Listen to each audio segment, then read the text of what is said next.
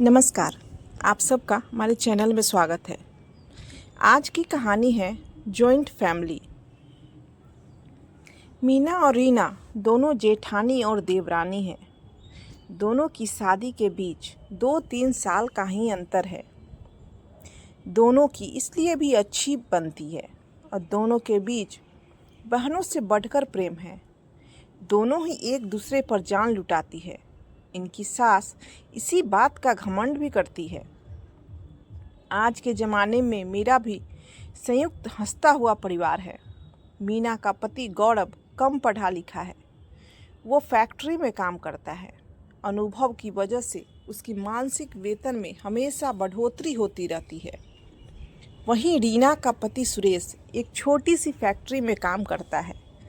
वेतन भी कम है, किंतु वो कभी अधिक की चाह रखता ही नहीं है और वो उसी में संतुष्ट रहता है। कई बार गौरव ने कहा भी सुरेश को कि भाई तू मेरी फैक्ट्री में चल, मेरे अनुभव पर मेरी पगार बढ़ा दी गई, तुम्हारी भी वक्त रहते बढ़ जाएगी। सुरेश उसका बात को टाल देता और वो अपनी उसी फैक्ट्री में जाता। धीरे धीरे वक्त गुजरने लगा। मीना और रीना के बच्चे भी बड़े होने लगे। मीना के बच्चे बड़ी स्कूल में जाते, वहीं रीना के बच्चे छोटी स्कूल में। मीना कभी कभी कह भी देती, तुम्हारे बच्चों की शरारत की वजह से मेरे बच्चे पढ़ नहीं पाते। तुम अपने बच्चों को कमरे में ही रखा करो।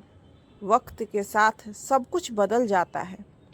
सासू माँ का देहांत हो गया। दोनों भाई साथ साथ रह रहे थे, पर मीना को अपने पति के कमाए पैसों का घमंड होने लगा। वो अब घर में पैसे देने पर ताने कसने लगी। हर छोटी छोटी बात पर रीना को सुनाने लगी। मोहल्ले में भी कहने लगी, मेरा पति घर चलाता है, रीना के पति से घर क्या ही चलेगा। मीना देखते ही देखते पूरी तरह से बदल गई। पैसों की आड़ में वो धीरे धीरे सब कुछ भूलती जा रही थी। सासू माँ के घर को वो बराबर हिस्सों में बांटने लगी और फिर रीना और उसके पति को घर से अलग कर दिया। उसने अपना एक आलीशान घर भी बनवा लिया। अपने बच्चों को विदेश पढ़ने भेज दिया। वहीं रीना एक छोटे से घर में रहने लग गई। उसका पति उसी फैक्ट्री में जा रहा था।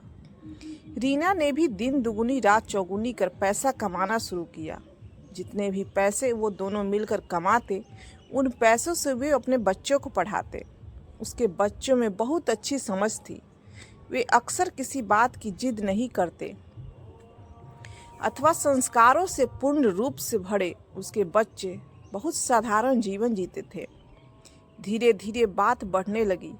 एक दिन मीना ने अपनी काम वाली बाई को बोला, तुम ये सब मिठाई और खिलौने ले जाया करो, कुछ कमी हो तो मुझे बताया करो, तुम्हारे सिवा यहाँ मेरा है ही कौन। गौरव सुबह 10 बजे से रात 10 बजे तक फैक्ट्री में रहता है।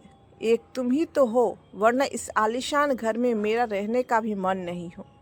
मीना अपने पति गौरव को हमेशा कहती, मैं पूरे दिन घर में अकेले रहती हूँ, मेरा मन नहीं लगता। गौरव ने कहा, अब जब गलती तुमने की है तो तुम्हें ही पश्चाताप करो। संयुक्त परिवार मात्र साथ रहने के लिए नहीं, बल्कि सुख दुख बांटने के लिए भी होता है। एक की जरूरत पड़ने पर हमें 2 लोग मिल जाते हैं। काम वाली बाई अगले दिन सुबह आई और मीना से कहने लगी, आपने सुना मालकिन, पास में जो आपकी देवरानी रहती है, उसके बेटे ने आज टॉप किया है।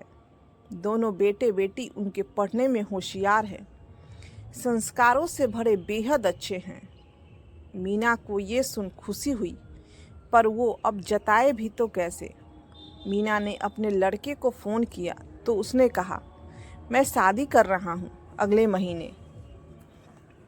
मीना ने कहा, घर आकर बात करना बेटा। उसका बेटा बोला, नहीं माँ, मैं पूछ नहीं रहा, बता रहा हूँ। आप पिताजी को बता देना। अब मैं भारत नहीं आऊँगा, यहीं रहूँगा। मीना की आंखों से आंसू आ गए। उसने अपने बेटी को फ़ोन किया तो वो कहने लगी, माँ खाना खा लिया? एक ही बात हर बार पूछती हो, फ़ोन रखो। मीना रोए जा रही थी। मीना ने गौरव को कहा, बच्चों को विदेश भेजा था पढ़ने के लिए, परंतु वे वहीं के हो गए। गौरव बोला, मैंने कहा था भारत में ही पढ़ाने के लिए, तुम्हें ही अपने बच्चों को बाहर भेजना था। मीना को अपनी गलतियों पर दुख हो रहा था। वहीं उसकी देवरानी के बच्चों ने हमेशा कम संसाधनों में रहकर अपने माता पिता का नाम भी ऊंचा किया और संस्कार भी पा लिए। मीना उस दिन रीना के पास गई और माफ़ी मांगने लगी। धीरे धीरे दोनों वापस संयुक्त परिवार में रहने लगे। रीना के बच्चों के साथ घुलकर मीना भी खुश हो गई और 1-2 साल बाद संयुक्त परिवार के प्रेम ने मीना के बच्चों को विदेश से वापस आने के लिए प्रेरित कर दिया। आज वे सभी एक साथ बहुत खुशहाल जिंदगी जी रहे हैं। संयुक्त परिवार दुख, सुख, झगड़े, अपनेपन सभी का संयोग है। जीवन की कठिनाइयों में हम कभी भी खुद को अकेला नहीं पाएंगे। यह कहानी आपको कैसी लगी हमें कमेंट कर जरूर बताएं। नमस्कार।